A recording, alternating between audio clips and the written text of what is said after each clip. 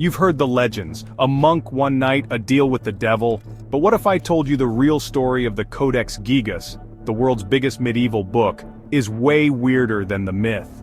Today, I'm cutting past the folklore and cracking open what's really inside the Devil's Bible, and why it still baffles scholars 800 years later. This thing is a giant. We're talking 165 pounds of parchment, maybe 160 donkey skins to make the pages, and one single monk's handwriting from start to finish. But here's what nobody told you in part 1. It's not a satanic book at all. It's a survival guide for your soul, your country, and apparently your medieval healthcare plan. So who made this beast?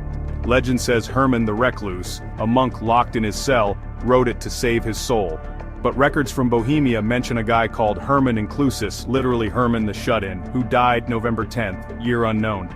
Was he our guy? Maybe. But here's the kicker. The whole book is written in one hand with the same ink, the same neat style from page 1 to page 620. No coffee breaks, no interns helping out. This wasn't knocked out in a Red Bull-fueled all-nighter. Scholars say it would have taken 20 to 30 years minimum. That's a lifetime. This was obsession-level dedication. Not a pact with Satan, more like a monk's personal Everest. Here's what most people miss. The Codex Gigas is basically Wikipedia 1225 AD edition. Half of it's the Latin Bible, but the other half? Brace yourself. Jewish history by Josephus, for context. Isidore's Encyclopedia, for science and language. Bohemian history, because local pride. A medieval medical guide featuring Hippocrates and some pretty questionable cures. And yes, a few spells, but they're for catching thieves and healing fevers, not summoning Beelzebub. Imagine you're a monk. You've got one book on your desk and in it is God, history, medicine, and a magic formula to find who stole your sandwich. That's the Codex Gigas. Alright, let's talk about the elephant, or should I say horned demon, in the room. The full-page devil illustration. Alone, grinning, wearing an ermine loincloth. Seriously? But here's the thing. Opposite him is a full-page heavenly city. Heaven versus hell. Boom. Placed right between a confession prayer and some protective spells. So what's the message? Not worship me, it's beware me. Repent, or this guy wins. In medieval times, scary art wasn't for shock value. It was your moral reminder. Like your medieval iPhone background saying, don't sin today.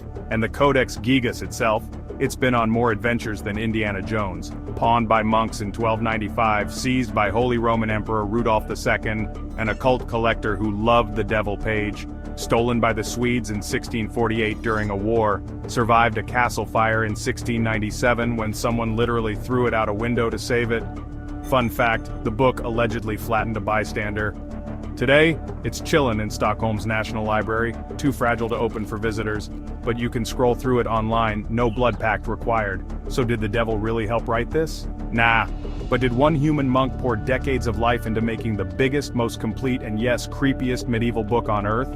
Absolutely. That's scarier than demons. How far one person can go in pursuit of meaning, knowledge, or redemption. The Codex Gigas isn't cursed, it's human.